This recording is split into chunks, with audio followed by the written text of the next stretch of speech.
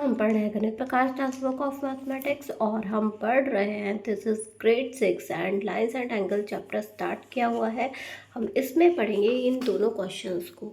क्या क्वेश्चंस है ये questions? Is this question and is this question. दोनों क्वेश्चन थ्योरेटिकल हैं, तो मैं आपको थ्योरी लिखना सिखाऊंगी जो मैं आप अपने आप लिख लोगे, सिर्फ क्वेश्चंस को समझना है। ठीक है, तो क्या है, पहले क्वेश्चंस की हम लाइंस को समझते हैं कि क्वेश्चन में क्या कहा गया है।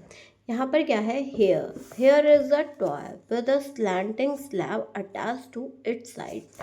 तो टॉय क्या दिया हुआ है यहाँ पर? टॉय नहीं, यहाँ पर ये वाली एक बॉल दी हुई है, ये स्लैंटिंग स्लैब पर इस टाइप से जा रही है। ठीक है, तो इसमें हमें बताना है कि द ग्रेटर एंगल और the slope of slab. Greater angle मतलब कितना लार्जर एंगल बनेगा जब ये बॉल क्या जाएगी, इस पर जाएगी। ठीक है, तो can angle be use to describe the slope of the slab. क्या तुम इस एंगल को डिस्क्राइब कर सकते हो?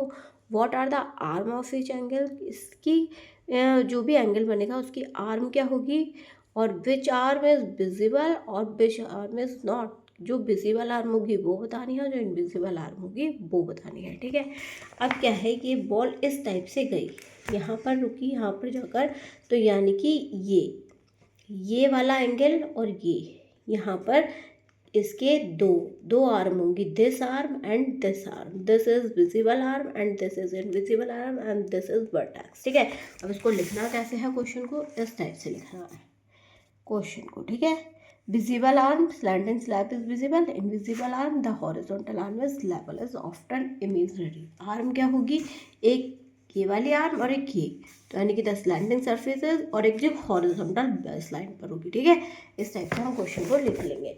अब नेक्स्ट क्वेश्चन क्या है, इज दिस, कि ये हमें इंसेक्ट दिया गया है।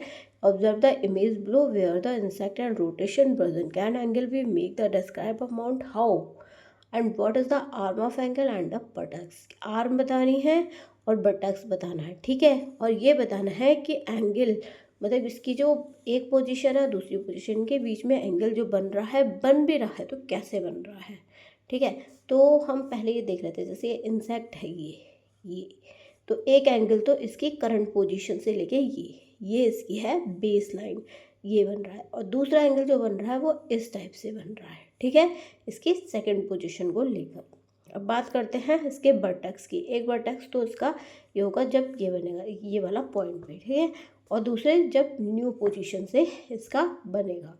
और आर्म क्या होगी इसकी, आर्म होगी इसकी दिस आर्म। ठीक है, ये है इसका एक ये दिस आर्म, और ये पॉइंट होगा इसका बटक्स पॉइंट। इसको लिखना कैसे है, ऐसे ही इस वाले का ये बन रहा है इसका एंगल, और ये इसका न्यू पोजीशन से बन रहा है, और ये इसका ये जो एंगल बन रहा है ये इसकी फर्स्ट पोजीशन से बन रहा है। ठीक है, उसको लिखेंगे कैसे, लिखेंगे इस टाइप से, yes angle we use to depends on the insect's rotation. ठीक है, इस टाइप से हम इस क्वेश्चन को लिखेंगे।